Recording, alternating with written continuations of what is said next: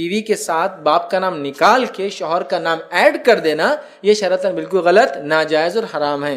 نبی اکرم صلی اللہ علیہ وسلم نے کہا کہ وہ شخص جنت میں کبھی داخل نہیں ہوگا جو اپنی نسب کو بدلے، ہے نا۔ اور ہمارے پاس کیا ہوتا ہے، سمجھ لیجیے میں نے شادی کر لیا تو میری بیوی اب کیا ہو گئی، مسز سید، ارے لیکن اس کا سرنیم دوسرا ہے۔ اگر ایک ہی ہم سرنیم ہو تو ایک الگ بات ہے، وہ سید کیسے ہو سکتی ہے، سمجھے؟ یہ غیر مسلموں میں ایک طریقہ تھا، لیکن ماڈرن ایج میں اب یہ بات طے ہو چکی، گورنمنٹ بھی اس کو اب لکھ رہی ہے کہ اگر عورت شادی شدہ بھی ہے تو شوہر کا نام نہ لکھے، باپ کا نام لکھے۔ چونکہ پہلے زمانے میں نان مسلم کلچر میں ہندوستان کے طلاق کا تصور نہیں تھا، تو جو عورت جس کے ساتھ جڑ جاتی تھی تو مرنے تک اس کے یا اس کا نام جڑا رہتا تھا۔ ہم اسلام میں ہم جانتے ہیں، ہمارے پاس تو طلاق کا ایک دم کلیئر تصور ہے کہ جڑ بھی سکتے الگ بھی ہو سکتے، تو نام تو باپ کا ہی رہے گا، چونکہ شوہر بدل سکتا ہے، باپ نہیں بدلتا ہے۔ تو لہٰذا ہمارا تو یہی کلچر ہے کہ لڑکی کا اپنا ہی نام رہے گا، اپنا ہی سرنیم رہے گا۔ اللہ رحم کرے، ہمارے پاس شوہر کا نام بھی لگا دیتے، شوہر کا سرنیم بھی لگا دیتے، نام بھی اور سرنیم بھی دونوں لگا دیتے۔ مطلب مثال کے طور پر ABC، اس کا نام ہے خاتون کا، اور شوہر کا XYZ، تو ABC XYZ ڈال دیے۔ سرنیم بھی ایسا کیسے ہو سکتا ہے، آپ سرنیم نکال دے کسی کا؟ تو سرنیم بھی چینج نہیں ہوتا۔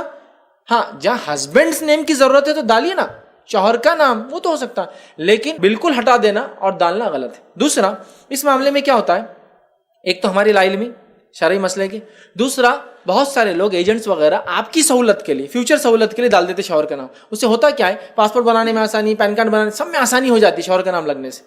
لیکن اس آسانی کے لیے کیا ہوتا، اللہ نہ کرے طلاق ہو جائے تو اب پاسپورٹ کیا نیا بنائیں گی، کتنے جگہ اپنے نام اور سرنیم کو چینج کرائیں گی۔ ایکچوئل ڈاکیومنٹ میں کچھ اور لکھا ہوا، پاسپورٹ کچھ اور نام سے بن گیا، پین کارڈ کچھ اور نام سے بن گیا، آدھار پہ کچھ اور لکھ دیا، یہ نہیں ہونا چاہیے۔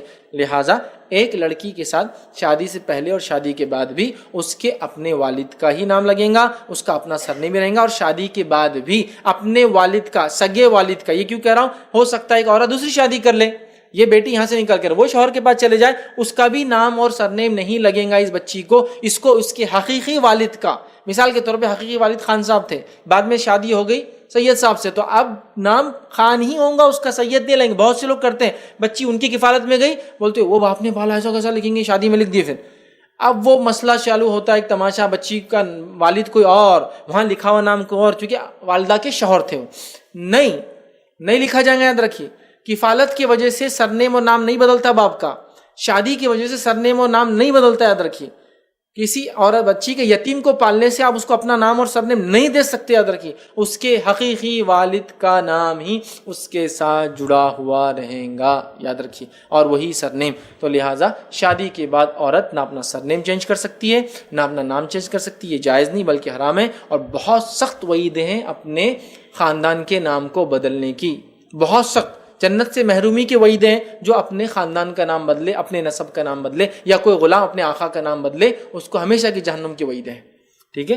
تو لہٰذا یہ بات پہ ہم غور رکھیں مسلم خواتین، کہ اپنے شادی کی وجہ سے آپ اپنے ہسبینڈ کا نیم اور سرنیم لگائیں گی، سرنیم اور نیم آپ کے والد کا ہی ہوگا۔